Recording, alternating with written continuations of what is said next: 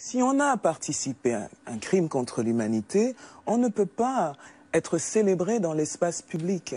On ne peut pas l'être.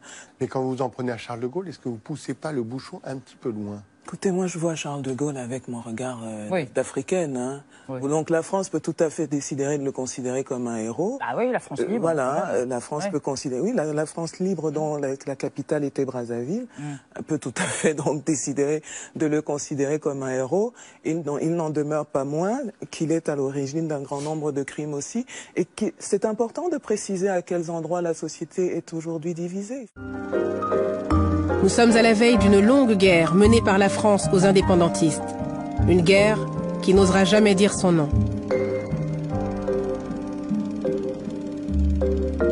Un demi-siècle plus tard, cette guerre de libération perdue, au bilan lourd de plusieurs dizaines de milliers de victimes, demeure cachée, sans images et partiellement classée secret défense, puisqu'officiellement, il ne s'est rien passé au Cameroun. Nous nous rendons dans un village isolé du sud-ouest de la France pour rencontrer Max Bardet. Cet ancien soldat français a été envoyé au Cameroun entre 1962 et 1964 dans la région des Bamileke. Max Bardet parle des atrocités qu'il a vues. Les hommes, ils devaient les achever, et les femmes, ils les achevaient pas. Ils les laissaient mourir comme ça. Max Bardet était accompagné d'un officier de l'armée française. Ce que voulait voir cet officier qui était avec moi, c'était qu'il n'y ait surtout pas de comment dirais-je, de gens qui puissent aller raconter ça et qu'on puisse impliquer justement, comme il y avait encore quelques militaires français, qu'on puisse impliquer la France dans ces affaires-là. L'ancien soldat dit comprendre la colère de nombreux Camerounais. Moi, je serais à leur place, j'en voudrais. Je serais moune et j'en voudrais aux Français. Enfin, j'en voudrais aux Français. Les Français ont continué de façon très discrète, en pilotant les opérations, puisqu'en étant vraiment massivement sur le terrain, à réprimer non seulement le mouvement nationaliste représenté par l'Union des populations du Cameroun, l'UPC, mais également les populations suspectées de soutenir ces mouvements qui étaient qualifiés de subversifs. Donc ça a été une répression à la fois très discrète, voire secrète, c'est-à-dire qu'en métropole, dans l'ex-métropole, en France, personne n'était au courant que ces opérations militaires étaient en cours. Des opérations à la fois donc très discrètes, très secrètes, et en même temps extrêmement violentes. C'est-à-dire qu'on est, à partir de 1960, dans des logiques de bombardement de villages, de rassemblement de centaines de milliers de villageois dans des villages de regroupement derrière des barbelés, une torture qui se systématise. Les gouvernements français actuels s'inquiètent des conclusions qu'on peut tirer de cette guerre, puisque cette guerre n'a pas été seulement un moment de répression, mais ça a permis d'installer un système de gouvernance, à la fois au Cameroun, mais plus globalement dans toutes les anciennes colonies françaises d'Afrique. Aller y regarder de plus près sur cette guerre implique également de s'interroger sur les conséquences à long terme pour beaucoup de pays. Et ça, je crois que ça inquiète beaucoup les dirigeants français, qu'ils soient de gauche ou de droite. Sur place au Cameroun, certains se souviennent encore de la période des massacres. Tadei Emelon a été le garde du corps du dernier grand leader historique de l'UPC, Ernest Ouandié. C'était seulement une guerre sans pitié.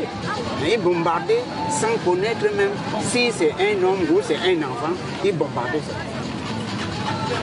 Peut-être pour donner du contexte, justement, je pourrais citer la phrase de Pierre Messmer. Et dans ses mémoires, il dit cette phrase que je cite: « Nous avons accordé l'indépendance à ceux qui la demandaient le moins, après avoir éliminé politiquement et militairement ceux qui la demandaient avec le plus d'intransigeance. » En une phrase, il résume assez bien le contexte de l'époque, en effet. Et les mots sont choisis. Éliminer politiquement, puis militairement, c'est exactement ce qui s'est passé. C'est-à-dire que la France, le Conseil des ministres en France a interdit l'Union des populations du Cameroun. L'UPC est donc rentré en clandestinité et refusant d'abandonner le combat, la France s'est acharnée militairement, cette fois-ci, avec des vastes opérations militaires pour essayer non seulement d'éradiquer l'UPC, mais également toutes les populations accusées de les soutenir, de soutenir les nationalistes. Parce qu'il y en avait d'autres ? Parce qu'il y avait d'autres personnes, il y avait l'UPC, il y avait d'autres groupes. Mais surtout, non, l'UPC, qui avait été créé en 1948, avait mobilisé massivement les Camerounais autour des mots d'ordre d'indépendance, de réunification du Cameroun français et du Cameroun anglais. Et donc, effectivement, il y avait des dizaines et des dizaines et des dizaines de milliers de Camerounais qui soutenaient l'UPC. C'est dans les rapports de police de la France qui dit l'UPC jouit d'une popularité immense. Donc, pour essayer d'éradiquer, d'éliminer, comme dit Mesmer, complètement les velléités nationalistes, la France a engagé une guerre. Dans l'Ouest, la région la plus densément peuplée, des villages entiers sont rayés de la carte et leur population est décimée.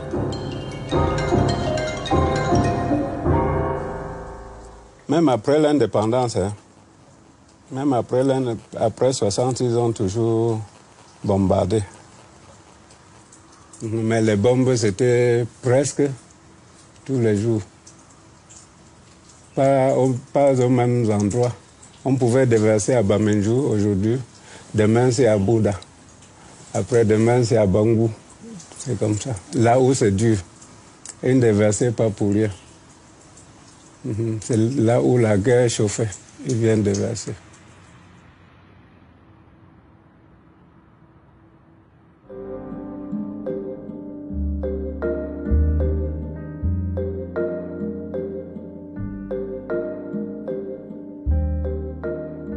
C'est là que les maquis commencent véritablement aussi à l'ouest du pays. Et donc jusqu'en 1960 à peu près, l'action armée se développe largement ici à l'ouest, mais est programmé aussi l'assassinat de Moumié, en même temps que l'assassinat de Patrice Lumumba. Alors ça c'est lié certainement à la deuxième conférence des peuples africains qui élit un comité comprenant notamment Boumendjel du FLN d'Algérie, Lumumba, Moumié. Alors ça signifie qu'à l'échelle continentale, il va se passer des choses pas agréables du tout pour les milieux coloniaux. La France continue sa stratégie d'éradication. Félix Moumié, qui dirige toujours l'UPC depuis l'exil, est à Genève où il négocie un transfert d'armes. Un agent des services secrets français, William Bechtel, serait parvenu à glisser un poison dans son verre. Le 4 novembre 1960, Félix Moumié meurt à l'hôpital de Genève. J'ai dit que c'est le général de Gaulle qui a tué mon mari. C'est ça que j'ai dit. Qu'on trouve que c'est mauvais, qu'on trouve que c'est mal dit, qu'on trouve que comment. Mais c'est ça que j'ai dit.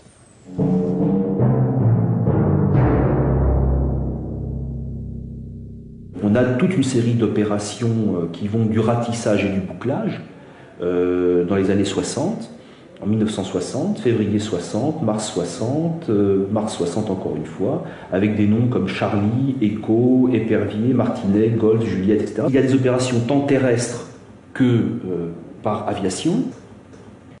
Le napalm a été utilisé au Cameroun. Le napalm a été utilisé au Cameroun, même s'il y a certains démentis pour la forme. M. Mesmer ne pourra pas faire un démenti sérieux à ce sujet. Donc vous avez entendu parler de napalm? Oui, c'est pas important.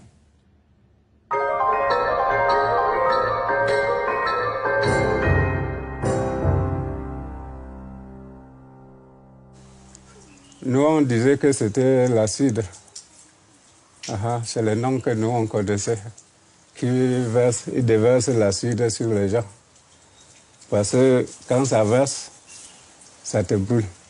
Ça brûle même les herbes comme ça, tout. Mais nous, on disait que c'était l'acide. Ouais. Lorsque De Gaulle s'était présenté à Conakry pour soumettre le projet de la communauté franco-africaine, Sékou Touré, qui l'a reçu, lui a dit clairement que, écoutez, la Guinée ne va pas s'inscrire dans cette histoire de la communauté franco-africaine. Le Guinéen Sékou Touré a le toupet de refuser la main généreusement tendue par la France.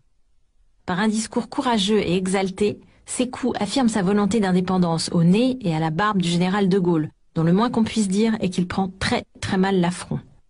Le SDEC lance l'opération Persil, qui consiste à inonder la Guinée de fausses monnaies pour couler l'économie du pays. Les services forment des groupes d'armées d'opposants guinéens, notamment depuis le Sénégal. On tente d'éliminer physiquement Sékou Touré. Toutes les tentatives échouent, dont l'une d'elles de façon rocambolesque. Ils ont cherché à assassiner à plusieurs reprises le leader de l'indépendance de la Guinée. Ils ont monté beaucoup d'opérations contre lui via les services secrets français et la DGSE pour l'assassiner, mais ils n'ont pas pu le faire. Et toutes ces opérations ont échoué contre lui. Mais les Français ne se sont pas arrêtés là, c'est-à-dire aux attentats contre sa vie. Mais ils ont coulé systématiquement l'économie de la Guinée, tout d'abord en bloquant le franc, parce que la Guinée était aussi dans la zone CFA. Donc, qu'est-ce qu'on va faire? On va bloquer tout ce qui a comme devise venant de la Guinée. On a mis un cachet spécial dessus, de sorte que dès que l'argent de la Guinée sort de la Guinée, cet argent ne peut pas être utilisé dans les autres pays. Sékou Touré va décider de créer une monnaie. Les Français vont émettre de faux monnaies pour inonder le pays et couler ainsi également ce projet, enfin cette réalisation de Sékou Touré. Sylvanus Olympio qui s'est battu durant des années pour le Togo et qui a été assassiné tout simplement parce que